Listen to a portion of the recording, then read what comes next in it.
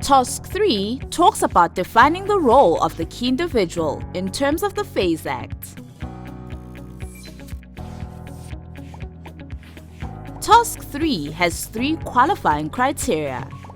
Let's look at Task 3, Qualifying Criteria 3. Explain the implications for a representative should a key individual no longer meet the good standing, honesty, and integrity requirements. Now that we have covered the enormous responsibility of a key individual within an FSP, the question remains: how does the key individual get appointed by an FSP? An FSP appoints a key individual. In order for an FSP to complete the appointment of a key individual, the FSP needs to apply to the FSCA to have its nominated key individual approved. There is a prescribed application form that an applicant key individual has to fill in, sign, then give it to the FSP to lodge with the FSCA or Commissioner for approval.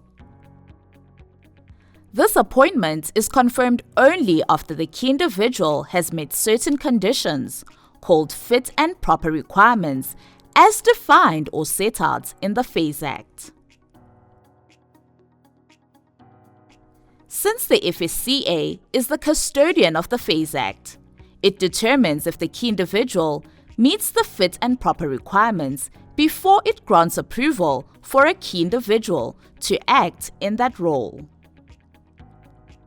In other words, the FSCA must be satisfied that the person applying to be a key individual meets the fit and proper requirements before approval can be granted. After the approval is granted, an FSP is able to appoint the key individual to manage and oversee the important functions of rendering of the financial services and compliance with the FAIS Act within the FSP.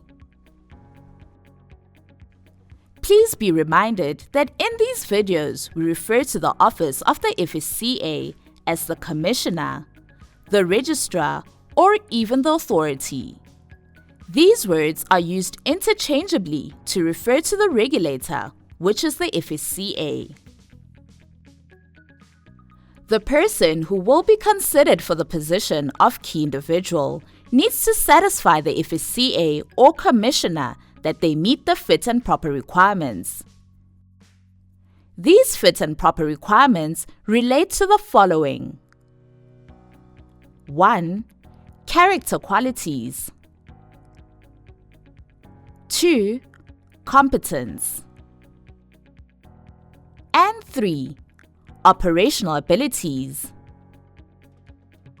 When we talk about character qualities, we are referring to qualities of honesty, integrity, and good standing.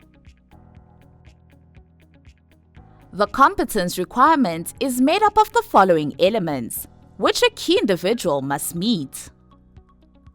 1. Qualification.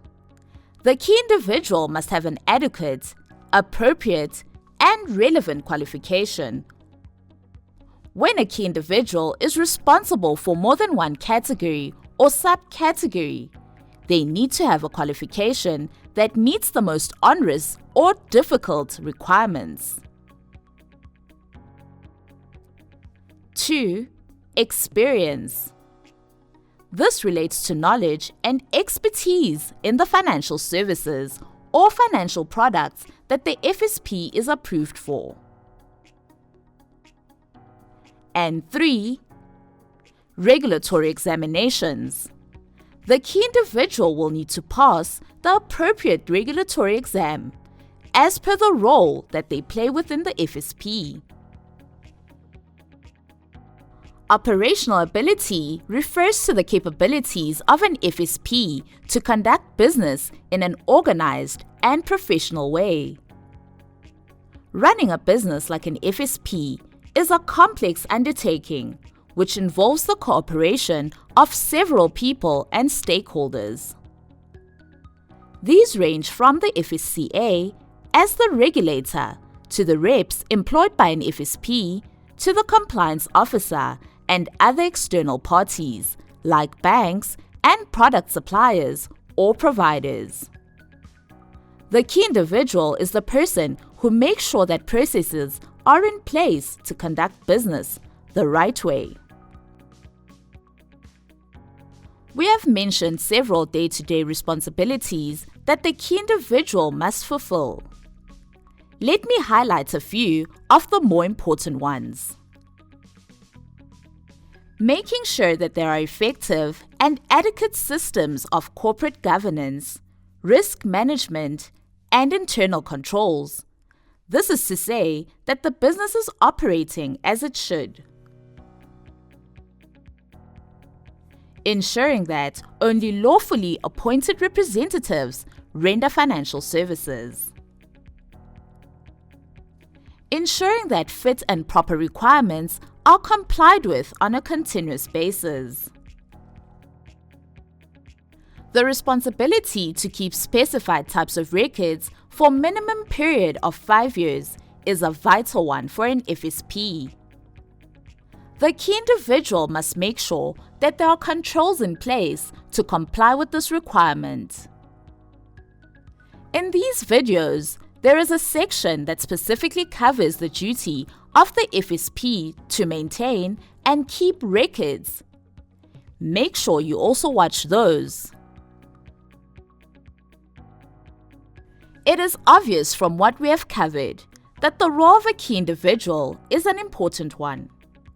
Without a key individual, it means there is no one in the FSP to take full responsibility for the management and the supervision roles. This would be in contravention of the FAIS Act and would render the FSP non-compliant. There are instances where a change in the appointed key individual may cause a change to the FSP's license or authorization. For example, in FSPs where there is only one key individual and that key individual leaves, dies, or is no longer fit and proper, the FSP's license or authorization may be withdrawn. This would certainly be the case for a sole proprietor. Another example would be where a key individual leaves, dies, or is no longer fit and proper, and is replaced by another key individual.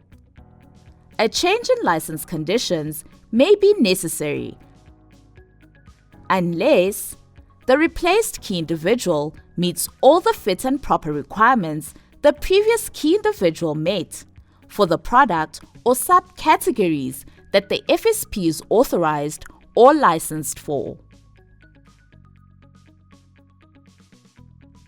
An appointment of an additional key individual will not have negative implications for the FSP, as the existing key individuals already meets the prevailing requirements.